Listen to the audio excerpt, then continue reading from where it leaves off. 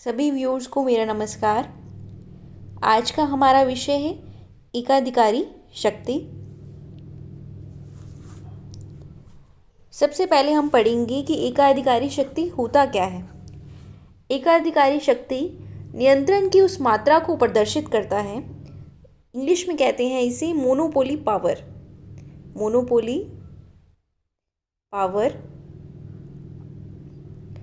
एकाधिकारी शक्ति नियंत्रण की मतलब कंट्रोल की उस पावर को प्रेजेंट करता है, नियंत्रण की उस मात्रा को प्रदर्शित करता है जो कि एक उत्पादक को अपने पदार्थ की कीमत तथा उत्पादन पर प्राप्त होता है।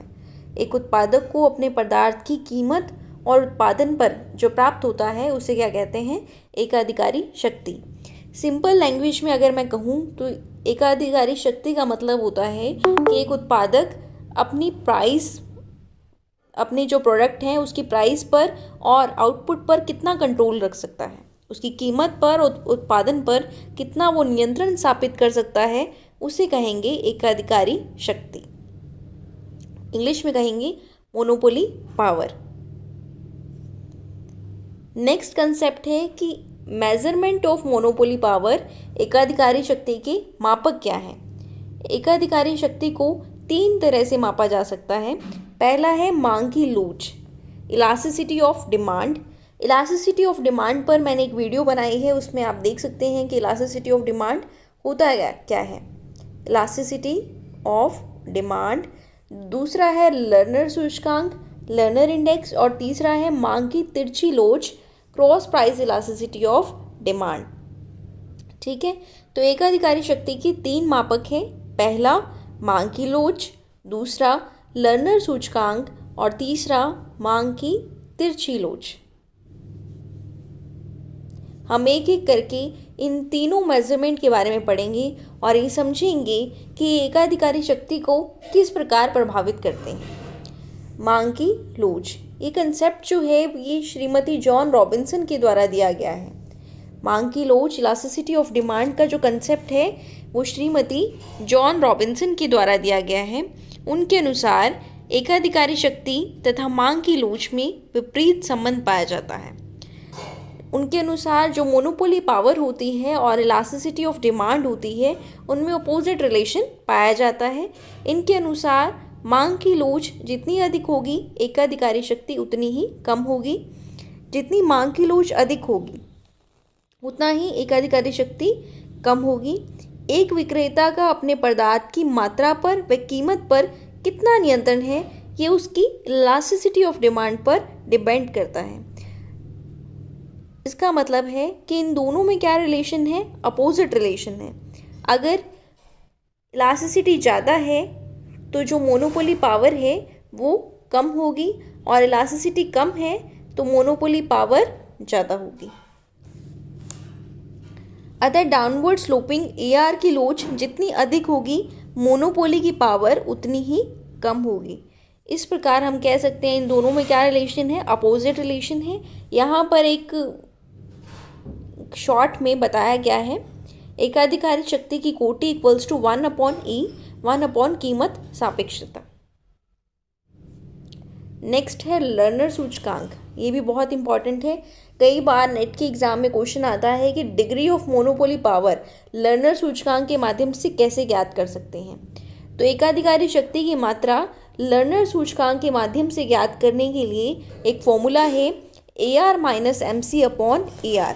आप जानते हैं कि जो AR है उसको हम क्या कहते हैं? प्राइस कहते हैं। यानी इसका formula P minus MC upon P भी लिख सकते हैं। P minus MC upon P। वस्तु कीमत तथा साधन लागत का अंतर ही एकाधिकारी शक्ति की कोटि का माप है। कीमत और साधन लागत में जितना अंतर होगा उतना ही हमें मोनोपोली पावर का पता चलेगा। एक एकाधिकारी की शक्ति इस बात पर निर्भर करती है कि वस्तु की सीमांत लागत से कितने अधिक कीमत पर वस्तु को बेचने में सफल होता है। हम ये देखेंगे कि एक एकाधिकारी की शक्ति इस बात पर निर्भर करती है कि वो सीमांत लागत से अधिक कितनी प्राइस पर वैसे वस्तु को बेचने में सफल रहता है। सीमांत लागत से ऊपर वस्तु की कीमत जितनी अधिक होगी एकाधिकारी शक्ति भी उतनी ही अधिक होगी। सीमांत लागत से ऊपर अगर कीमत बेचता है तो उतनी ही मोनोपोली पावर अधिक होगी। AR बराबर MC, अगर कीमत और सीमांत लागत बराबर हैं, AR बराबर MC है, तो इस दिशा में एकाधिकारी शक्ति जो है वो शून्य हो जाएगी। एकाधिकारी शक्ति शून्य हो जाएगी जब कीमत सीमांत लागत के बराबर है। तो डिग्री ऑफ मोनोपोली पावर का ये फॉर्मूला बहुत इंपॉर्टेंट है, P minus MC upon P, AR minus MC upon AR। कीमत और सीमांत लागत में अंतर जितना अधिक होगा, एकाधिकारी शक्ति उतनी ही अधिक होगी, उसका प्राइस और आउटपुट पर कंट्रोल उतना ही अधिक होगा। और कीमत सीमांत लागत के बराबर होगी तो इसका मतलब एकाधिकारी शक्ति क्या होगी, शून्य के बराबर होगी। इस प्रकार पूर्ण प्रतियोगिता में फर्म की कीमत पर नियंत्रण न होने के कारण एकाधिकारी शक्ति का कोई अंश नहीं पाया जाता। आपको मैंने जब पूर्ण प्रतियोगिता पढ़ाया था तो ये बात कही थी कि पूर्ण प्रतियोगिता के अंतर्गत कीमत जो है वो सीमांत लागत के बराबर होती है, प्राइस इक्वल्स टू MC। जब कीमत सीमांत लागत के बराबर होती है तो एकाधिकारी शक्ति किसके बराबर हो जाएगी, 0 के बराबर। आपको ये पता है कि पूर्ण प्रतियोगिता में किसी भी फर्म का कीमत पर कोई नियंत्रण नहीं होता, यानी एकाधिकारी शक्ति का कोई अंश नहीं पाया जा सकता। ये लर्नर इंडेक्स के थ्रू भी हम शो कर सकते हैं। दूसरे शब्दों में वस्तु की कीमत और सीमांत लागत में अंतर होने के कारण एकाधिकारी शक्ति सदैव उपस्थित रहती है। एकाधिकारी शक्ति की कोटि वस्तु कीमत माइनस सीमांत लागत अपॉन वस्तु कीमत। वस्तु की कीमत को सीमांत लागत में से माइनस करते हैं अपॉन वस्तु कीमत। अब देखिए कि लर्नर इंडेक्स जो है उसकी वैल्यू जो है वो 0 से 1 के बीच में होगी। लर्नर इंडेक्स की वैल्यू 0 से 1 के बीच में होगी। यदि मोनोपोली पावर शून्य है तो इसका मतलब कौन सा कंपटीशन होगा, परफेक्ट कंपटीशन। और अगर मोनोपोली पावर 1 है तो इसे प्योर मोनोपोली कहेंगे, मतलब एक ही सेलर है, उसका कंट्रोल है कीमत और उत्पादन पर। तो कई बार ये क्वेश्चन आता है और ये पॉइंट इंपॉर्टेंट भी है, पूछ लेते हैं एग्जाम में कि लर्नर इंडेक्स कहाँ से कहाँ तक वेरी करता है। तो आपको पता होना चाहिए कि लर्नर इंडेक्स जो है वो 0 से 1 के बीच में वेरी करता है। लर्नर सूचकांक किसे कहते हैं कि कीमत तथा सीमांत लागत के अंतर को यदि कीमत से भाग दिया जाता है तो लर्नर सूचकांक हमें प्राप्त होता है।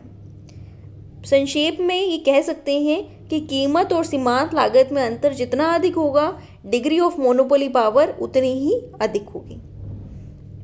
इस जो तीनों मेजरमेंट हैं उसमें लर्नर इंडेक्स बहुत ही इम्पॉर्टेंट है, बहुत बार एग्जाम्स में क्वेश्चन आता है, इसलिए आपको इसके बारे में पता होना जरूरी है।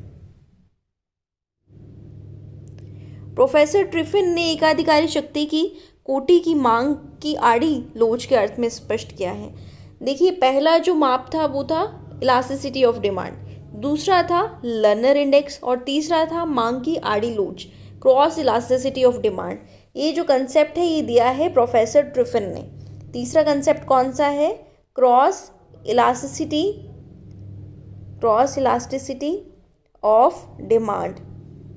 किसने ये कंसेप्ट दिया है, ट्रिफिन ने। मांग की लोच का कंसेप्ट किसने दिया था, श्रीमती जॉन रॉबिन्सन ने। लर्नर सूचकांक लर्नर ने दिया है। और ये जो क्रॉस प्राइस इलास्टिसिटी का कंसेप्ट है, यहाँ मैं एक बात बता दूँ कि ये कंसेप्ट सबसे पहले तो कैल्डर ने दिया था, लेकिन इसको पॉपुलर करने का और एम्फेसाइज करने का काम जो है रॉबर्ट ट्रिफिन ने किया। उनका एक वर्क है value theory and general equilibrium analysis, value theory and general equilibrium analysis. इसमें उन्होंने बताया कि मांग की आड़ी लोच जितनी अधिक होगी, मांग की जो आड़ी लोच है वो जितनी अधिक होगी, एकाधिकारी शक्ति उतनी ही कम होगी। इसके विपरीत मांग की आड़ी लोच जितनी कम होगी, एकाधिकारी शक्ति उतनी ही अधिक होगी। मतलब इन दोनों में कैसा रिलेशन पाया जाता है, अपोजिट रिलेशन पाया जाता है, आड़ी लोच में और एकाधिकारी शक्ति में। शुद्ध एकाधिकार में मांग की आड़ी लोच शून्य होती है। जो प्योर मोनोपोली होती है उसमें मांग की आड़ी लोच क्या होगी, शून्य होगी, क्योंकि प्योर मोनोपोली में कंट्रोल क्या होता है, सबसे अधिक होता है। एकाधिकारी वस्तु के निकट स्थापन उपस्थित नहीं होता। आड़ी लोच किसे कहते हैं, आड़ी लोच यही तो है कि एक वस्तु की कीमत में परिवर्तन होने पर दूसरी वस्तु की मांग मात्रा में कितना परिवर्तन होता है। तो एकाधिकार की स्थिति में दूसरी वस्तु का कंसेप्ट ही नहीं है, स्थापन वस्तु होती ही नहीं है। तो जब आड़ी लोच 0 है तो एकाधिकार क्या होगा, मैक्सिमम होगा।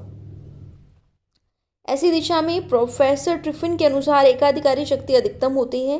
पूर्ण प्रतियोगिता में मांग की आड़ी लोच अनंत होती है, जिसके कारण पूर्ण प्रतियोगिता में एकाधिकारी शक्ति न्यूनतम तथा शून्य होती है। अब पूर्ण प्रतियोगिता में एकाधिकारी शक्ति होगी ही नहीं, एकाधिकार का कंसेप्ट पूर्ण प्रतियोगिता में पाया ही नहीं जाता, बहुत सारे क्रेता विक्रेता होते हैं, इसलिए पूर्ण प्रतियोगिता में एकाधिकारी शक्ति क्या होती है, शून्य होती है।